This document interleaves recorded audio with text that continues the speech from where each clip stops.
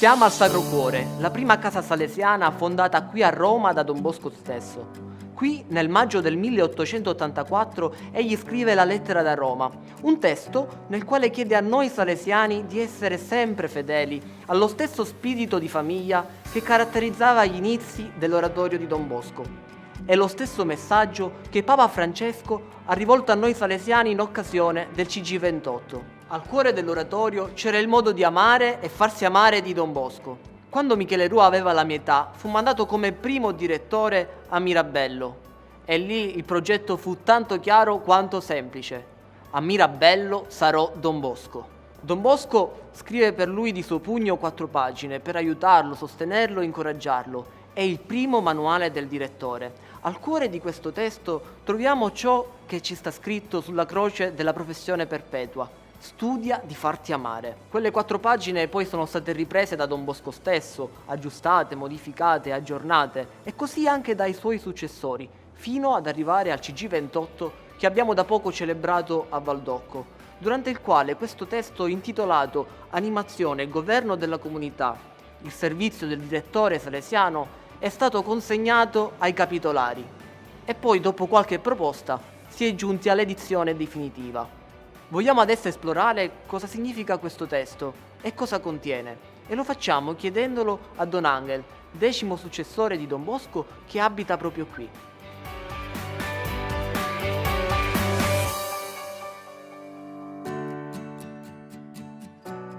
Caro Don Angel, anche noi che non eravamo presenti a Valdocco per il CG28 abbiamo saputo di questo nuovo dono che hai fatto ai membri del capitolo e che hai promesso anche di far arrivare a ciascun confratello della nostra congregazione nelle 6 lingue principali che si parlano. Puoi aiutarci a comprendere cosa il successore di Don Bosco sta dicendo con questo dono a tutti i salesiani della congregazione? Sì, penso che si vuole trasmettere questo. Allo stesso modo che Don Bosco, quando si doveva cominciare la fondazione a Mirabello, ha pensato in un direttore per Mirabello. Pensa certamente in Michele Rua.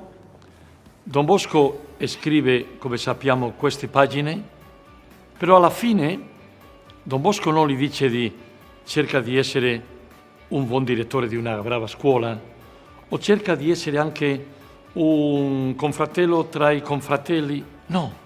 Allora Don Bosco pensa a questo. Vai a fare il Don Bosco a Mirabello. Vuol dire lo stesso che Michele Rua ha vissuto a Valdocco con Don Bosco, si deve vivere a Mirabello. Vuol dire lo spirito di famiglia, sentirsi a casa, avere questa vicinanza e amicizia tra tutti, anche avere questa figura della mamma. E di fatto la stessa mamma di Michele Rua, di Don Rua, va a Mirabello con il suo figlio per essere la mamma di quei ragazzi. Alla fine noi cerchiamo di offrire in tutte le comunità del mondo questo, di cercare di fare di nuovo il Don Bosco dappertutto. Il direttore e anche i confratelli che devono cercare il modo di vivere quel bellissimo spirito a Valdocco e di Valdocco. Alla fine si tratta di un mistero molto nostro, di un aspetto molto speciale della nostra identità carismatica. È quello che vogliamo offrire, non è soltanto un manuale per gestire, no, non è questo, è molto di più. Una proposta per aiutare a vivere il vero spirito di Valdocco.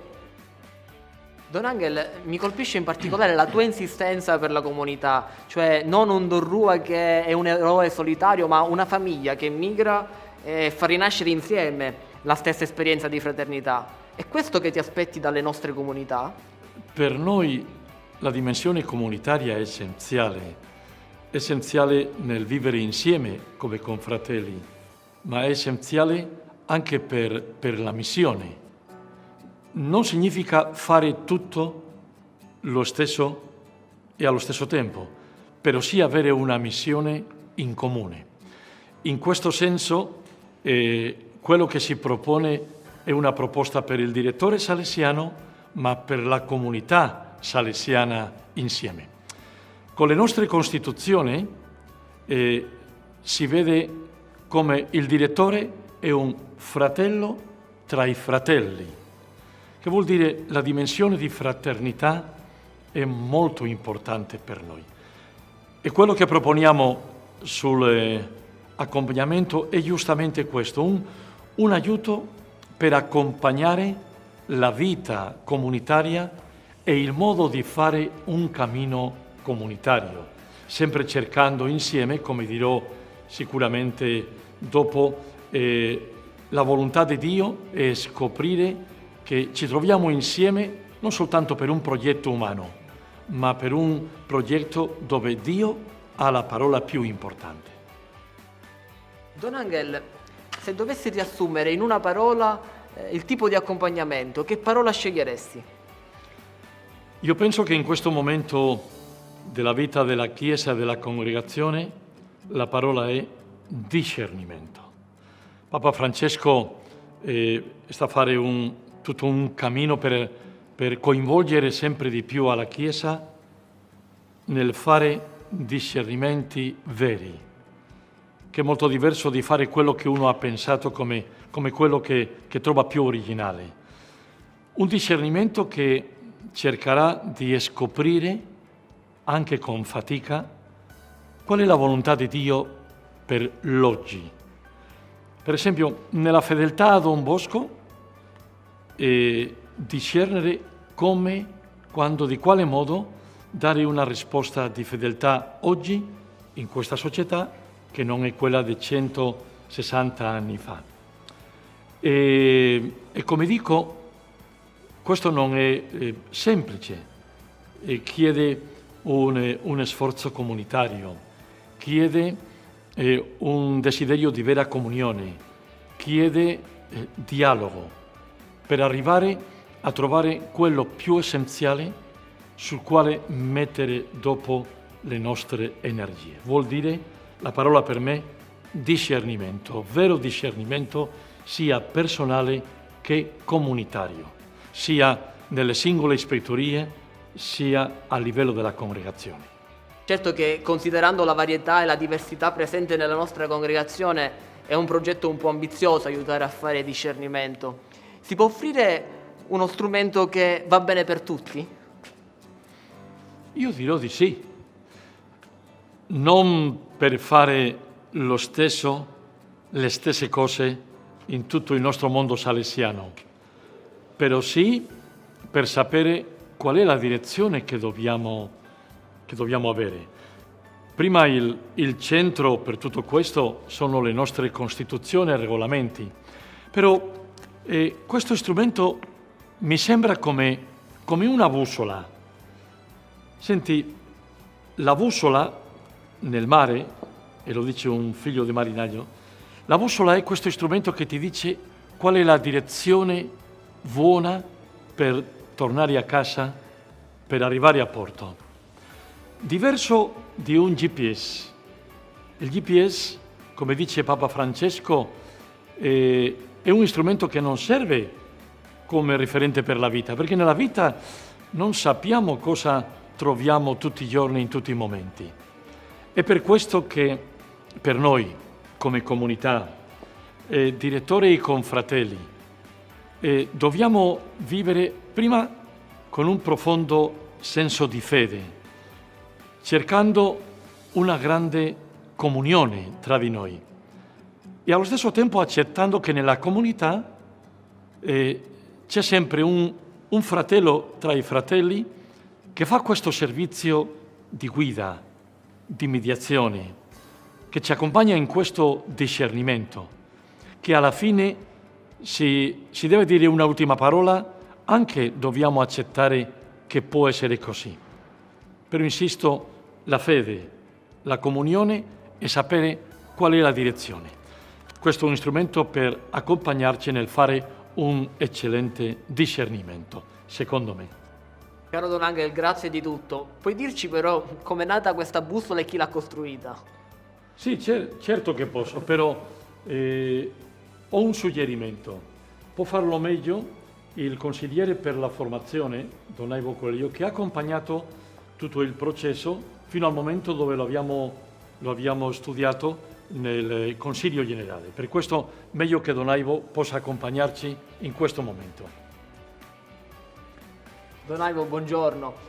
Don Angel ci ha parlato di questo dono che meglio di te non conosce nessuno perché ne hai curato l'edizione. L'ho paragonato a una bussola che guida le comunità. Puoi dirci com'è nata l'idea di questa bussola? Ti ricordi che il vecchio titolo era il direttore salesiano e così via, ministro per l'animazione, governo della comunità. E adesso abbiamo un nuovo titolo, animazione e governo della comunità, il servizio del direttore salesiano. E questo già ci indica che c'è un cambio di prospettiva. È un libro che è fatto per tutta la comunità. È stato fatto infatti cercando di coinvolgere tutta la congregazione, le 7 regioni. Mi ricordo che abbiamo ricevuto 316 contributi, per lo più da gruppi di direttori. Quindi tutto questo abbiamo raccolto, lungo studio, 2 seminari internazionali, tantissime bozze. Siamo arrivati a 29 bozze. Naturalmente in questo tempo dei computer è facile fare le bozze, no? Comunque, tanto lavoro insieme. E che cosa abbiamo fatto? Abbiamo cercato di leggere tutto quello che sta dicendo la congregazione nella luce del cammino della Chiesa e della congregazione. Poi è arrivato al Consiglio Generale, devo dire che il Rettore Maggiore e il Consiglio l'hanno studiato riga per riga tutto il testo. Don Ivo, quanti anni sono passati da questo nuovo testo e quello precedente? Quanti anni? Il vecchio testo è stato fatto nel 1986, quindi esattamente 34 anni, ma un lungo periodo nella vita della congregazione della Chiesa.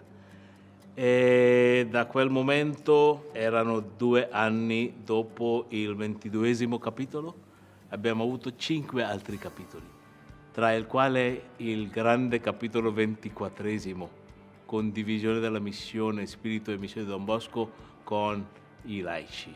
E tanti sinodi, 9 sinodi ordinari importanti, e hanno dato documenti come Christi Fideles Laici, Pastores Dabo Vobis e poi Vita Consacrata, no? 3 papi, grandi papi, e 4 rettori maggiori. Tutto questo, tutta questa ricchezza abbiamo dovuto cogliere e mettere dentro il testo. Don Angel ci ha detto che questo testo non riguarda solamente i direttori, ma tutti i salesiani. Prima tra i capitoli hai citato espressamente il 24esimo che riflette sui salesiani e sui laici. Pensi che questo testo possa servire anche ai laici con i quali condividiamo la nostra missione? È una domanda interessante perché mi permette di mostrare il legame tra le 3 parti. E i 3 parti arrivano proprio alla terza parte, che è dedicata alla missione condivisa. Comincio con la prima parte, identità salesiana consacrata. Sembra che questa parte è solo per quelli che hanno fatto la professione. Invece la Chiesa sta parlando di una ecclesiologia di comunione. Ogni persona battezzata ha una missione nella Chiesa, tutti.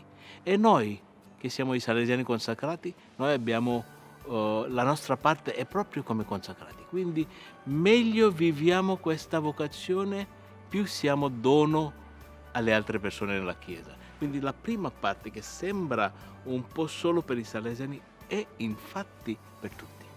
Quindi è legata proprio alla terza parte, no? La seconda parte, come puoi immaginare, il direttore salesiano nella comunità salesiana religiosa. Questa parte è la parte più vicina al vecchio manuale del direttore e parla di come possiamo vivere la nostra vocazione in modo migliore insieme per la missione. E la terza parte è sulla missione condivisa con i laici e con i membri della famiglia salesiana. Questa è la parte più innovativa E qui il grande appassionato è proprio il nostro Rettor Maggiore Don Angel. E passo la parola a lui. Sì, è vero questo, no? Veramente lo porto molto nel cuore per questi motivi.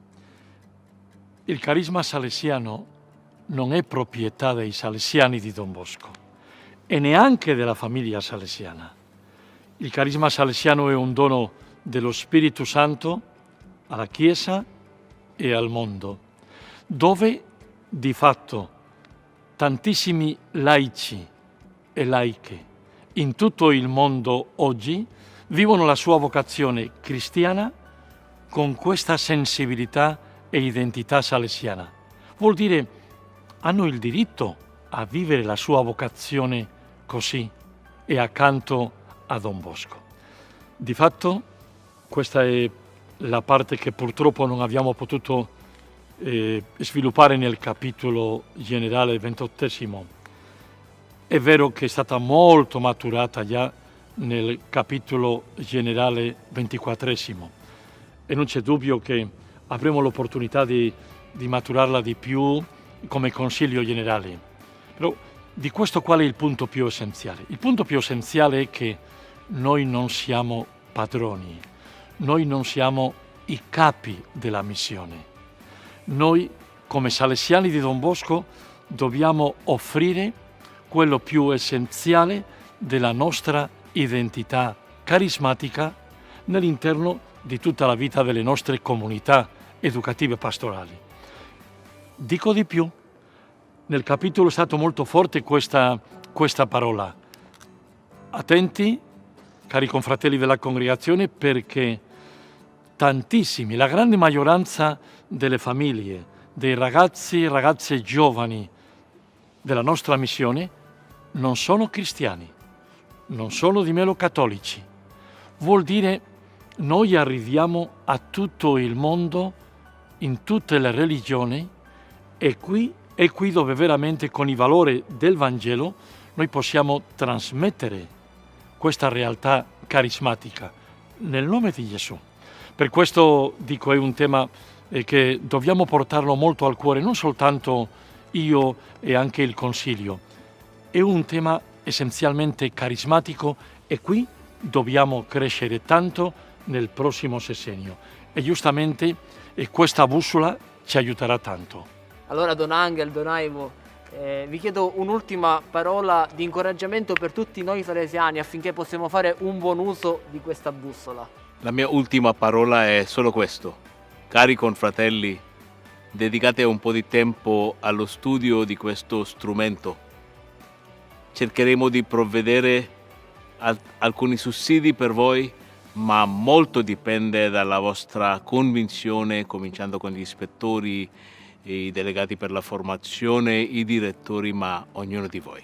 Tra la gente del mare c'è un proverbio che dice: nessun vento è favorevole per quelli che non sanno dove andare. Io ritengo che è un'espressione molto fortunata per noi con quello che abbiamo voluto comunicare. Questa bussola può essere giustamente un strumento per poter approfittare i venti favorevoli. È per questo che io vi invito, come già ha detto Don Ivo, a portare nel cuore questo desiderio. Io invito a prenderlo di modo personale e anche comunitario e a pensare sul serio come nella fede Dio ci chiede una vera risposta di fedeltà oggi. Credo che sia veramente il migliore dono che possiamo offrire ai nostri giovani dappertutto. Giustamente per fare Don Bosco nel Miravello d'oggi, dove ciascuno di noi potremo trovarci. Allora Ignazio, ecco qui la bussola, questa per te, e sarebbe bellissimo di portarla nel cuore tutti noi salesiane di Don Bosco per fare tu il Don Bosco nel tuo Miravello. Grazie.